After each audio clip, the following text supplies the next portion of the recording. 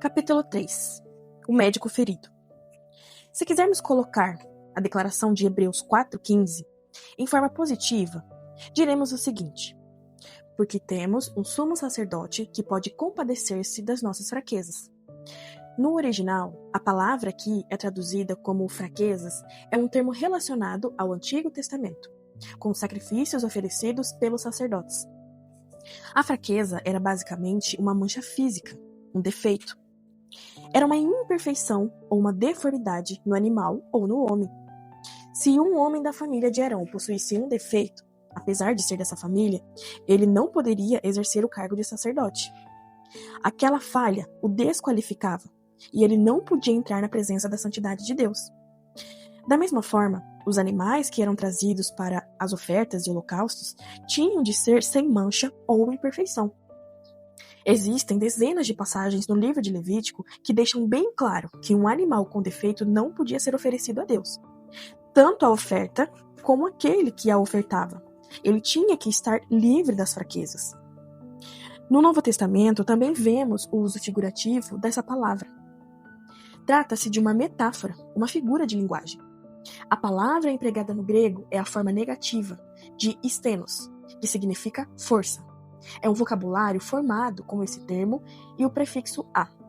Quando colocamos a letra a antes de uma palavra, passamos seu sentido para a negativa. Por exemplo, teísta é uma pessoa que crê em Deus. Se colocarmos um a antes dela, temos o termo ateísta, que é uma pessoa que não crê em Deus. Se colocamos um a no início da palavra stenos, que em grego significa força, vamos obter a palavra que tem sentido de fraqueza. Astênia, falta de força ou ausência de forças, deformidade. No Novo Testamento, a palavra quase não é empregada com um sentido puramente de força física, porque ela se refere mais a uma fraqueza mental, moral e emocional, ou uma ausência de forças. As fraquezas, por si mesmas, não constituem pecado, mas minam na nossa resistência, tornando-nos mais vulneráveis à tentação. No Novo Testamento, a palavra fraqueza aplica-se a certos aspectos da natureza humana que podem predispor-nos ou nos inclinar a pecar, por vezes até mesmo sem uma decisão consciente da nossa parte. Dos livros do Novo Testamento, o livro de Hebreus é o que mais se assemelha ao de Levítico, mostrando que o sistema de holocausto nele apresentado tem um cumprimento em Jesus Cristo, que é o nosso sumo sacerdote.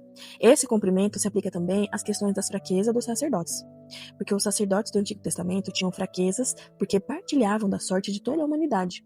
Portanto, quando ele executava o sacrifício, estava fazendo por si mesmo, para encobrir todas as suas imperfeições, bem como apresentava uma oferta pelo seu povo. Entretanto, como ele tinha fraquezas, entendia bem as fraquezas dos outros e os tratavam com mansidão.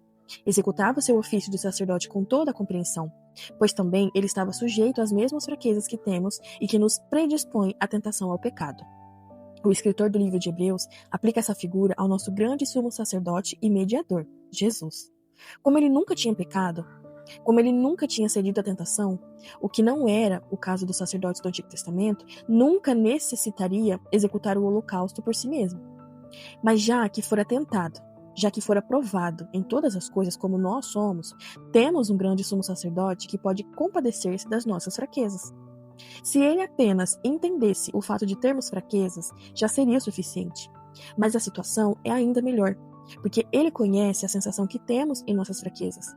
Não apenas as deformidades, não apenas a fraqueza em si, não apenas os traumas emocionais e conflitos interiores, mas também a dor que tudo isso nos aflige. Ele compreende as frustrações, aflições, depressões, mágoas, sentimentos de abandono, solidão, isolamento, rejeição. Aquele que conhece a sensação que temos em nossas fraquezas experimenta toda a gama de emoções que acompanham nossas enfermidades e deformidades. E qual é a prova disso? Em que se baseia o autor de Hebreus para afirmar que Jesus sabia como nos sentimos por causa das nossas fraquezas? Nos dias de sua carne. Isto é, quando Jesus se achava entre nós, ofereceu com forte clamor e lágrimas, orações e súplicas. E essa oração foi feita em silêncio e tranquilidade? Não. Ele ofereceu com forte clamor e lágrimas, orações e súplicas a quem podia livrá-lo da morte, e tendo sido ouvido por causa de sua piedade, embora sendo filho, aprendeu a obediência pelas coisas que sofreu. Isso nos fala do Getsemane, da sua paixão e sofrimento na cruz do nosso Senhor. Ele sabe o que é chorar com muitas lágrimas. Sabe o que é orar a Deus em prantos. Ele lutou com emoções que quase o despedaçaram. Ele conhece isso, já passou por isso, e pode sentir o que sentimos. Ele sofre conosco. De todas as palavras que descrevem a encarnação de Deus, a maior delas é a Emanuel, que quer dizer Deus conosco.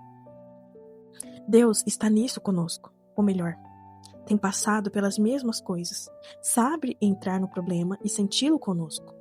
É por isso que podemos nos aproximar com ousadia, podemos chegar perto de Deus com toda a confiança. Deus não nos diz, vem com a sua culpa, ou venha com a sua vergonha. Não precisamos pensar assim. Alguma coisa está errada comigo, pois estou tendo uma depressão, estou caído. São ideias cruéis que nós mesmos, às vezes, infligimos uns aos outros. Elas não são bíblicas. Não estamos chegando diante de um pai neurótico que só quer ouvir falar bem do seu filho.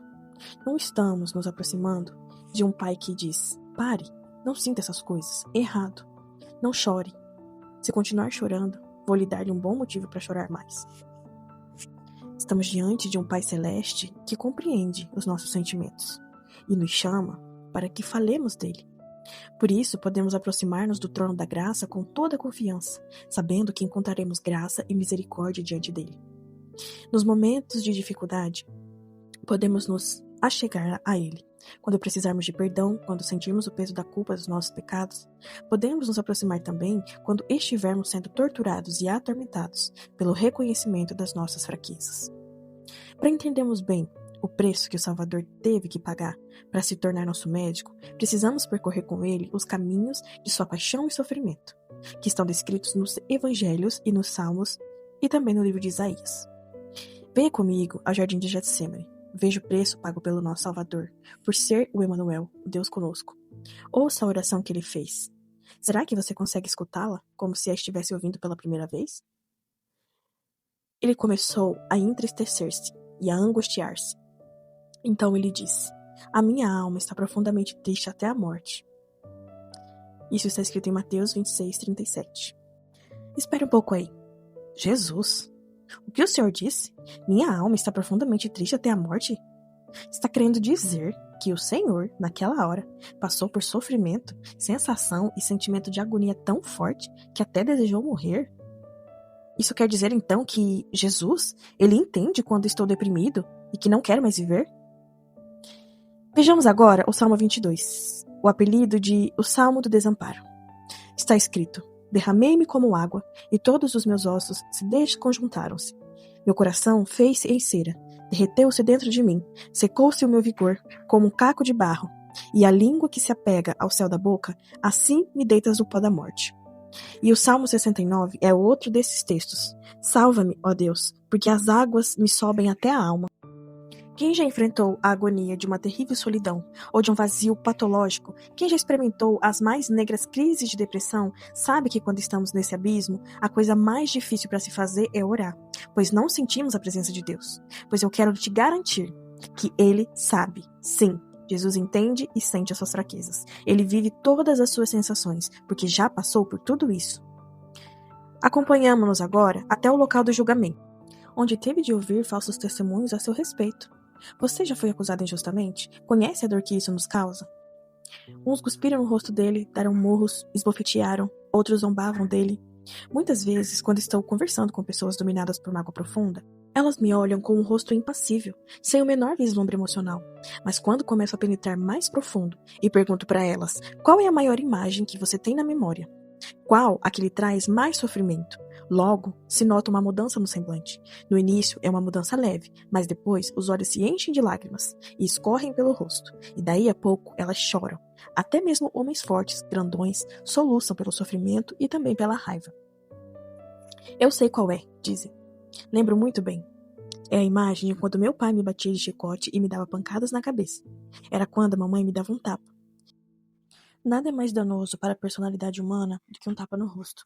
É tão humilhante, tão degradante, tão aviltante.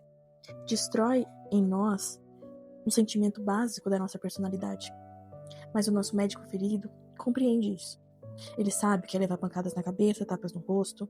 Ele reconhece as sensações que temos, que brotam em nós por causa desse tipo de agressão.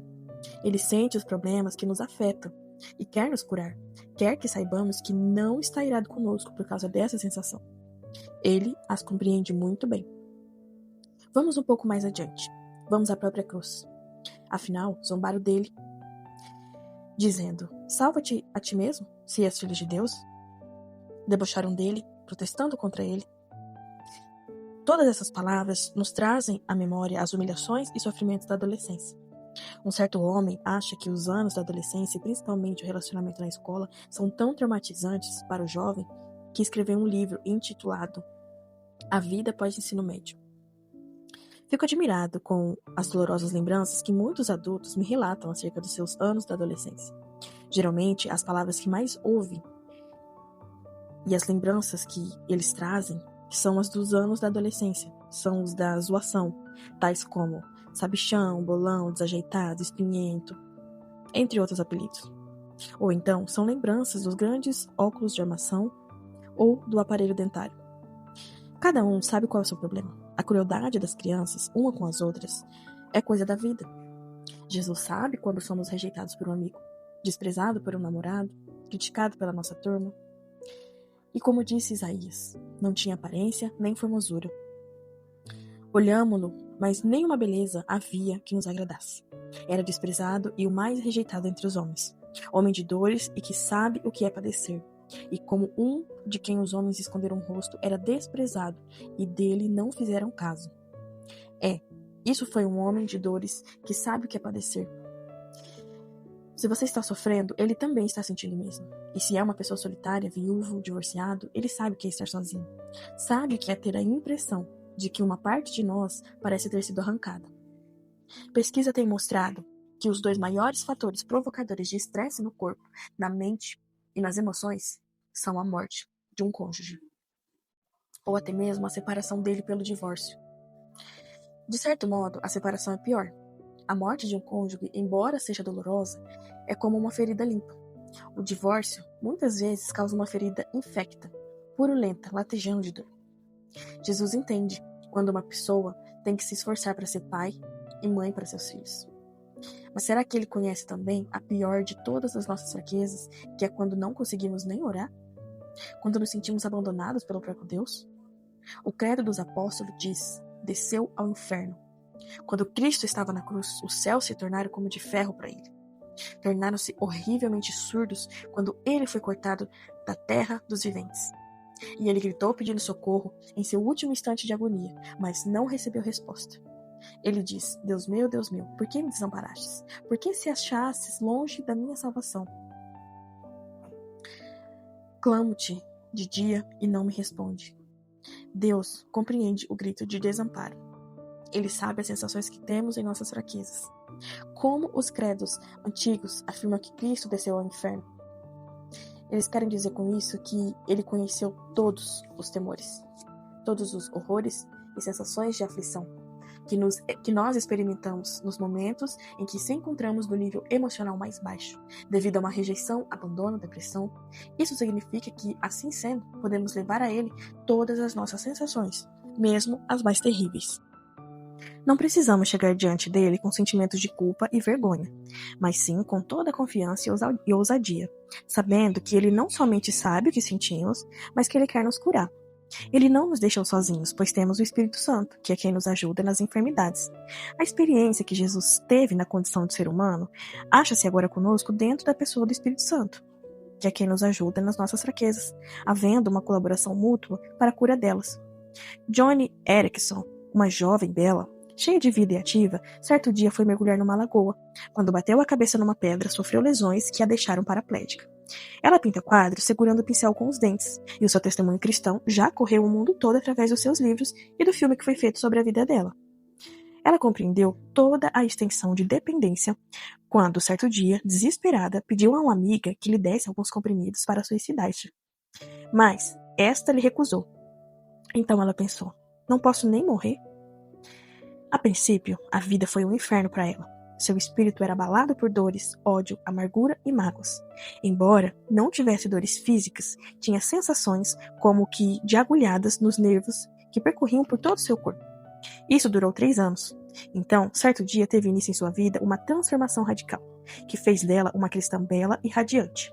Cindy, sua melhor amiga, estava ao lado de uma cama tentando desesperadamente consolá-la. Em dado momento, ela disse algo que só poderia ter sido inspirado pelo Espírito Santo. Ela disse: John, Jesus sabe o que você está sentindo. Você não é a única pessoa paralítica. Ele também esteve paralisado. John olhou para ele, meio confusa, e ela disse: o que é que você está querendo dizer com isso? É verdade, John. Lembre-se de que ele foi pregado na cruz? As costas estavam feridas, cheias de chicotadas, assim como as suas também ficaram feridas. Ah, ele deve ter tido muita vontade de se mexer um pouco, para mudar de posição, para aliviar o peso do corpo, mas não podia se mover. Ele sabe o que você está sentindo. Quando aquelas palavras da Cindy penetraram na mente de Johnny, teve início toda a transformação. Ela nunca pensara aquilo antes. O Filho de Deus havia sentido as agulhadas que torturavam seu corpo. Ele conhecera aquela sensação de desamparo que ela estava sentindo. Mais tarde, ela iria explicar. Foi então que Deus me apareceu incrivelmente próximo de mim. Eu já tinha percebido bem que o amor dos meus amigos e familiares me faziam. Só que agora, começava a compreender que Deus também me amava. Onde está Deus quando sofremos? Muitas vezes agradecemos a Deus pelo fato de Jesus haver levado sobre si os nossos pecados na cruz. Mas precisamos lembrar de uma coisa. Em sua plena identificação com a nossa condição humana, principalmente quando se achava na cruz, ele levou sobre si todos os nossos sentimentos e carregou as nossas sensações de fraqueza para que não precisássemos ter de levá-las sozinho. Existe um hino que expressa bem esse aspecto do sacrifício de Cristo.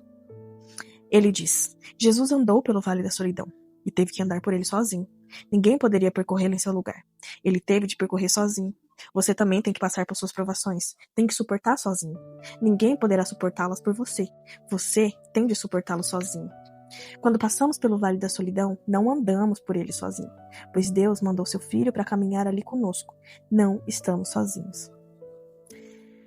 Pois não é sobre um ser nobre, esse nosso sumo sacerdote, incapaz de compreender a nossa fraqueza, não como nós, experimentou plenamente toda espécie de tentação que nos assalta. Hebreus 4,15. É essa certeza que nos fornece as bases para termos esperança e sermos curados. O fato de sabermos que Deus não apenas sabe de tudo e nos ama, mas que também compreende plenamente o que passamos, é um fato altamente terapêutico para a cura dos nossos traumas emocionais. Capítulo 4. A mais mortífera arma de Satanás. A imagem que a Bíblia nos oferece de Satanás é bem diferente da popular. Na Bíblia, ele não é representado como um personagem cômico das histórias em quadrinhos, com chifres, cauda, tridente, ridicularmente vestido com uma malha vermelha. Na verdade, Satanás é um adversário inteligente, ardiloso e muito perigoso. E como ele pertence ao mundo espiritual, ele conhece as nossas fraquezas. Ele conhece as nossas enfermidades e as utiliza contra nós, sempre com grandes vantagens. A Bíblia não fala muito sobre o poder dele. Pelo menos, não tanto quanto fala de sua sutileza, artimanha e falsidade. Ele usa de astúcias e trapaças, de estratégias e planos bem elaborados. Sabe explorar nossas fraquezas no sentido de nos enfraquecer e desanimar-nos, fazermos-nos fracassar e abdicar nossa vida cristã.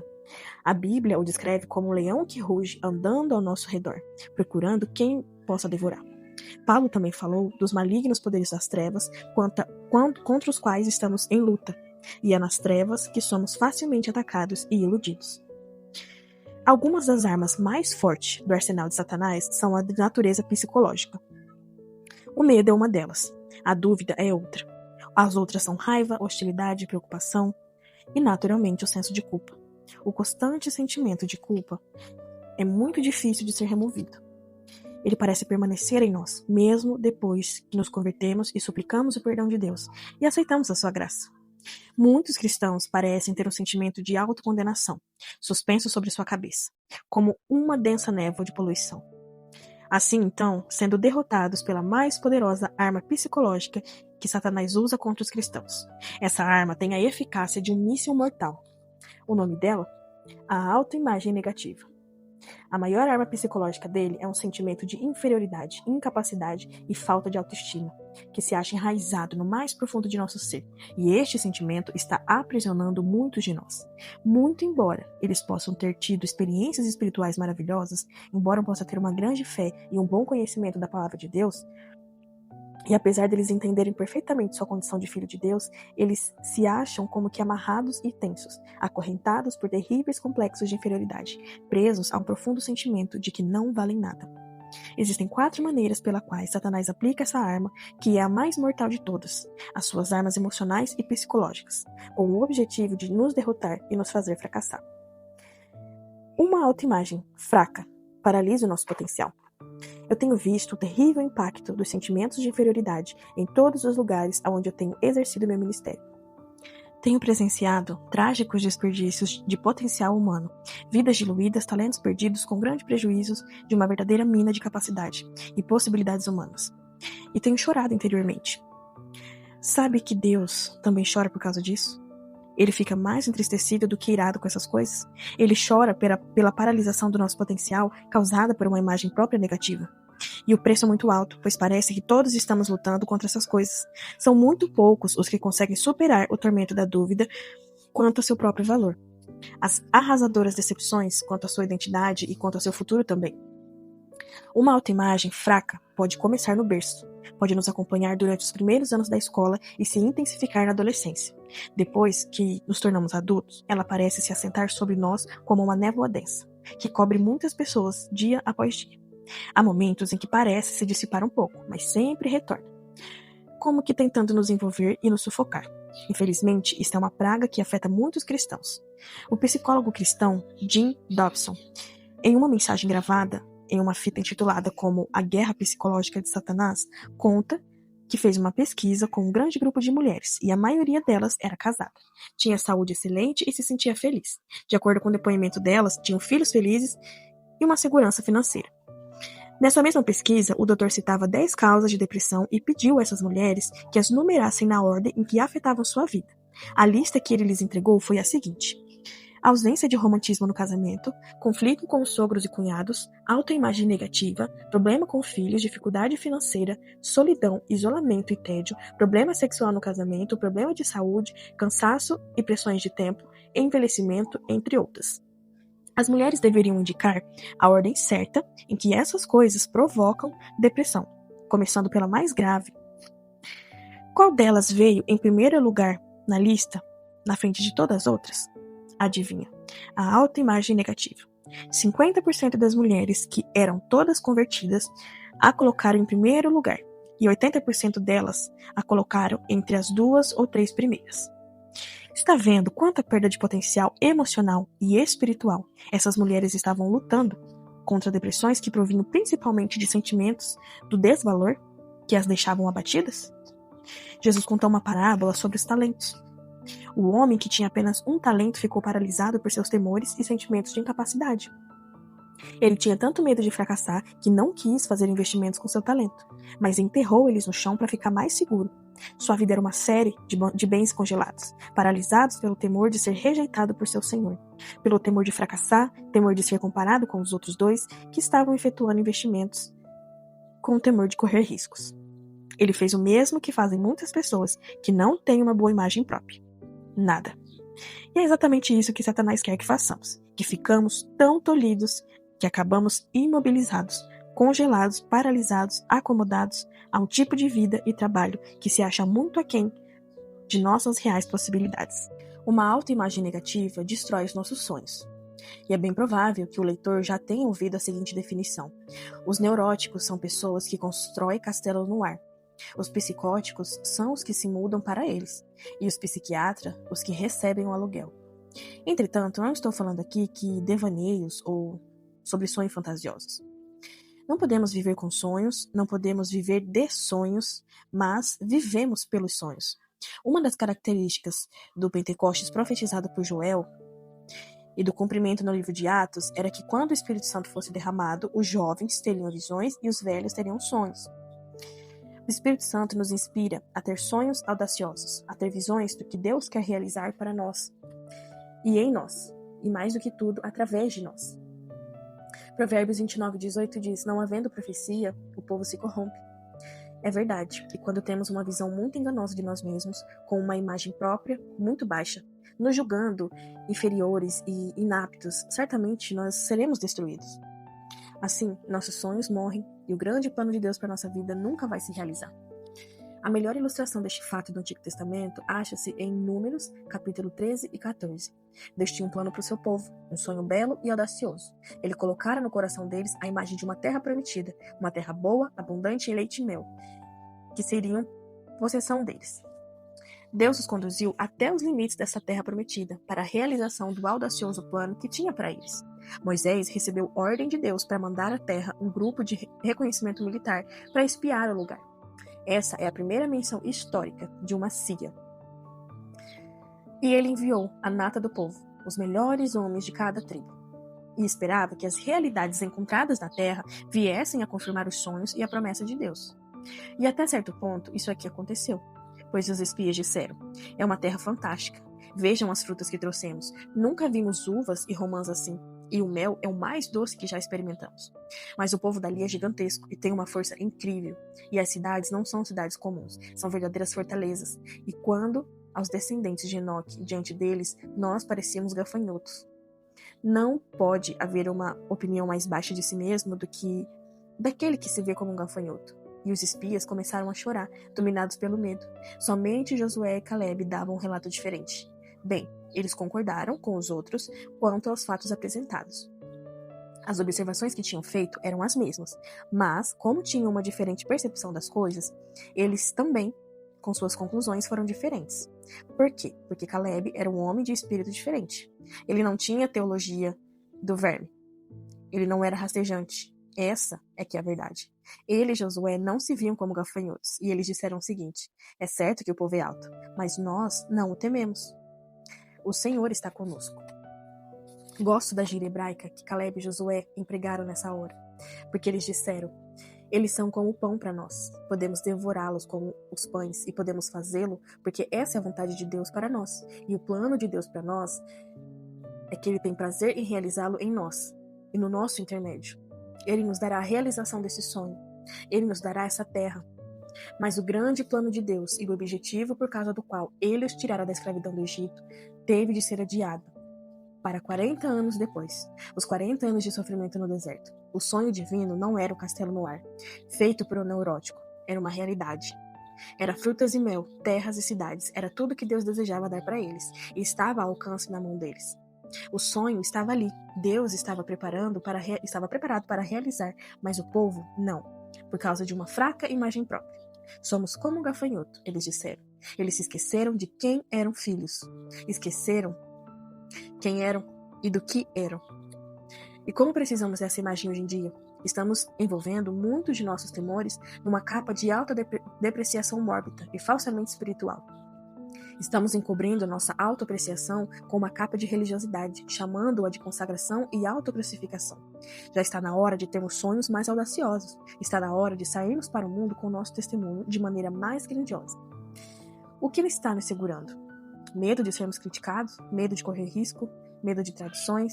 Medo de sintela? Por causa de nossa baixa imagem própria, frustramos o plano que Deus tem para nós, como corpo. Pois o que somos, o seu próprio corpo. O que aconteceu com os nossos sonhos? Onde está a visão espiritual que Deus colocou diante de nós? O que foi que a destruiu? Nossos pecados, transgressões e mau hábitos? Duvido. É bem provável que o nosso sonho tenha sido adiado ou destruído porque Satanás conseguiu levar cada um de nós a pensar que somos gafanhotos ou vermes. E em consequência disso, nunca chegamos a perceber todo o nosso potencial como filhos de Deus. Porque estamos dominados por temores, dúvidas, sentimentos de inferioridade e de incompetência. Até onde teria ido William Corey, o primeiro grande missionário protestante na Índia, se não tivesse um sonho? Ele o expressou com suas seguintes palavras, Espere grandes coisas de Deus. Tente realizar grandes coisas para Deus. Esse é o tipo de sonho divino que pode ser destruído por uma imagem própria negativa. A falta de fé muitas vezes é alimentada pelo fato de subestimarmos o plano que Deus quer realizar através de nós. A imagem própria negativa destrói nosso relacionamento com os outros. Pensamos em nosso relacionamento com Deus. Se ficarmos sempre considerando que somos sem valor ou somos inferiores, o raciocínio natural é acharmos que Deus não pode nos amar ou cuidar de nós. Esse tipo de pensamento pode muitas vezes produzir questionamentos e ressentimentos que começam a azedar a nossa comunhão com Ele. Afinal, de certo modo não é culpa dele que estejamos assim? Ele nos criou como somos. Provavelmente, ele poderia ter nos criado diferente do que somos, mas ele não fez. Então, na certa, isso quer dizer que ele ama os outros e dá a eles muitas coisas, mas não a nós? Pois não nos ama? Eles estão bem, mas nós não? Bom, depois que começamos a criticar o projeto, não demora muito e estamos criticando o projetista. É assim que nosso conceito sobre Deus fica envenenado e a percepção do que eles sentem a nosso respeito se torna confusa. Acaba por nos destruir. E assim, perdemos a nossa comunhão com Ele. A imagem própria baixa também estraga o nosso relacionamento com os outros. E Satanás usa isso para nos isolar das pessoas. A maneira mais comum de tolerar o complexo de inferioridade é nos retirarmos para dentro de nós mesmos e ter o menor contato possível com outras pessoas.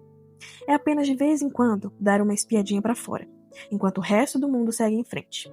Cristo ordenou que amássemos ao próximo assim como amamos a nós mesmos.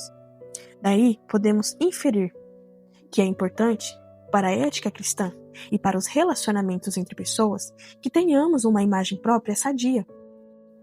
Podemos ajudar aos outros quando temos uma opinião correta de nós mesmos. Quando nos depreciamos, ficamos por demais envolvidos em nós mesmos, é com nós mesmos e não temos nada para dar aos outros. Quais são as pessoas de mais difícil convivência? Aquelas que não gostam de si. Como não gostam de si, também não gostam dos outros, e é difícil se relacionar com elas. A imagem própria negativa é, dentre todos os fatores que eu conheço, o que mais destrói relacionamentos humanos. Quem tem uma autoimagem fraca está pedindo aos outros seres humanos que façam por ele uma coisa que ninguém pode fazer, levá-lo a se sentir capaz e ajustado, quando ele já está convencido exatamente do contrário. Isso coloca um peso muito grande sobre uma esposa, marido, filhos, amigos, vizinhos e membros da igreja. E essa pessoa se torna hostil e duvidosa, retraída e dependente de outro. Deus quer que cada um de nós floresça com seu serviço pessoal, que cada um faça a sua parte para que o jardim dele seja bem colorido. A imagem própria negativa prejudica enormemente o nosso serviço cristão. Qual é o maior empecilho no caminho dos membros do corpo de Cristo que os impedem de atuar como parte desse corpo? Qual é a primeira coisa que as pessoas dizem quando lhes pedimos para fazer qualquer coisa no corpo de Cristo? Lecionar na escola dominical? Tenho vergonha de falar à frente de muita gente. Dar testemunho na reunião de senhoras ou de homens? Eu não sei falar. Evangelizar de casa em casa? Tenho medo de fazer isso. Cantar no coro? Por que você não pede para Mari? Ela tem uma voz tão bonita e melhor que a minha. Nós, os pastores, ficamos quase sufocados pela torrente de autodepreciação que as pessoas derramam sobre nós, com as suas desculpas para não trabalharem na obra de Deus. Não estou querendo colocar uma caravela quadrada num buraco redondo. Não. Nem todo mundo pode fazer tudo. Conheço pessoas na igreja que dizem, pastor, eu não sei falar em público, esse não é o meu dom, mas eu posso fazer outras coisas. Todo mundo é capaz de fazer alguma coisa e utilizar o seu dom em função dos outros, dentro do corpo de Cristo. Você já notou que Deus não escolhe superastros para realizar sua obra? Analise bem isso e você verá que é fato. Desde Moisés, que não pestanejou em dizer a Deus que era gago, até Marcos, o filhinho da mamãe que abandonou Paulo e Barnabé. Paulo estava certo quando disse que não são chamados muitos sábios, nobres e bem-dotados. Parece que Deus chama pessoas com imperfeições e fraquezas, dá-lhes um trabalho para fazer e depois lhes concede graça para realizá-lo. O time de Deus não é constituído de sábios, nem de poderosos, nem de nobres, nem super-homens, nem mulheres maravilhas. O problema é que a nossa baixa avaliação de nós mesmos rouba de Deus a grande oportunidade de demonstrar o seu poder e capacidade por meio de nossas fraquezas. Paulo disse o seguinte: de boa vontade, pois, mas me gloriarei nas fraquezas. Por quê? Porque elas dão a Deus a grande oportunidade de demonstrar sua perfeição. Não existe nada que frustre mais o serviço cristão do que termos uma fraca imagem de nós mesmos, pois assim nunca damos a Deus a oportunidade de agir.